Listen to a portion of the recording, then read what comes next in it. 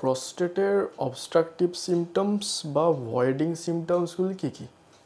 নমস্কার, আমি ডক্টর দিব্যকান্তি দত্ত।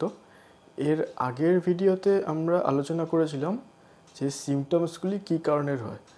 তো এই অবস্ট্রাকটিভ বা ভয়েডিং সিমটমসগুলির মধ্যে ডিফিকাল্টি ইন স্টার্টিং অ্যান্ড স্ট্রেনিং, অর্থাৎ প্রস্রাব শুরু করার সময় এমনি নর্মালভাবে শুরু করা যাওয়াটা সমস্যা, তার জন্য চাপ দিতে হবে, অর্থাৎ প্রস্রাব করতে গেলে চাপ দিয়ে প্রস্রাব করতে হবে, না হলে প্রস্রাব হবে না।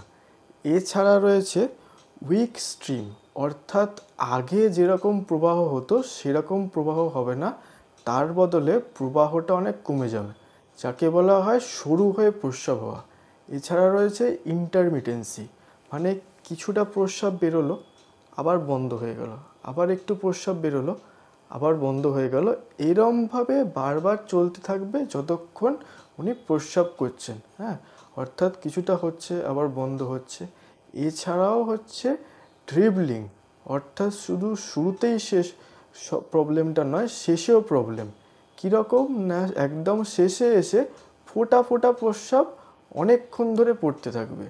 তো এই সিমটমসগুলি হলো অবস্ট্রাকটিভ বা ভয়েডিং সিমটমস।